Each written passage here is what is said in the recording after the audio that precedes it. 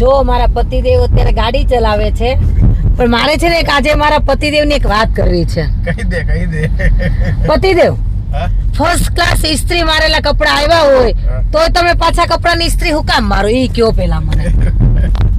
એમાં એવું છે વાલી કે આપણે શું કહેવાય, ઇસ્ત્રી મારેલા હોય પણ 1.5-2 મહિનાથી કઈ કબાટની અંદર પડ્યા હોય, એ પાછા થોડા ક્રીસ થઈ ગયા હોય થોડાક આમ, એટલે એને વ્યવસ્થિત ઇસ્ત્રી મારે એટલે ફંક્શનમાં ગયા હોય ને તો જરાક સારું લાગે, બીજું કાંઈ નહીં.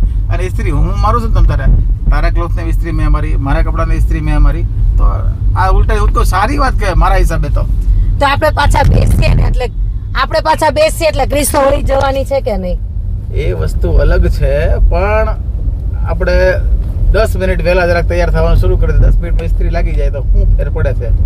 10 મિનિટનો સવાલ જ નથી, પણ કેટલી સરસ બહાર આપણે ઇસ્ત્રી મરાવતા હોઈએ તો ઈ મારે ને. એટલે આજ મારે કેવું તો બધાને, કોણ આવું કરો છો બોલો ભાઈ. જો આ ઉલટાની સારી વાત છે, હું એમ કહું છું. અને આપણા લગ્નના આટલા વર્ષ થઈ ગયા છે તો હજી સુધી એકવાર મને બધા કે તે ઇસ્ત્રી મારે, હંમેશા ઇસ્ત્રી મેં જ મારી છે. બોલ. હા તો તમે જ મારો છો, તમને નથી ગમતું.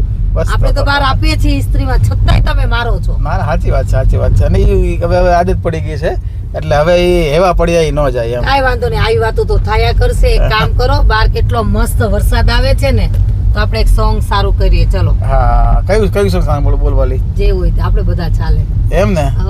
જૂના વધારે ગમે. મોસમ હૈ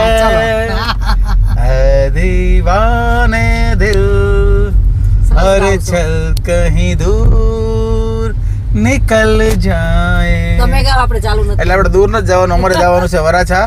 આજે આપણા ડૉક્ટર મહેશભાઈ કરીને છે, એમના કંઈક 4 વખત વર્લ્ડ રેકોર્ડ બનાવ્યો છે. એનું એક સરસ મજાનું ફંક્શન છે, પ્રેરણા પર્વ કરીને. આપણું જે શ્રદ્ધા સ્મૃતિ ભવન છે ને ત્યાં જવાનું છે અત્યારે. એ છે ને ભાઈ, આ મોબાઈલનું સ્ટોરેજ પતી ગયું હતું એટલે વિડીયો પછી ન પૂરો થયો. પણ અમે અત્યારે આવ્યા છીએ મારા સાસરી એટલે કે પારુલના ઘરે. પણ તમને એક વસ્તુ બતાવું. આ પારુલ, આ એના મમ્મી, આ જોઈ લ્યો, સેમ ટુ સેમ લાગે. હા, ખરેખર લાગે. બે સેમ ટુ સેમ, એક નંબર. આમ કાંઈ એટલે 5-6 ફરક નથી એમ.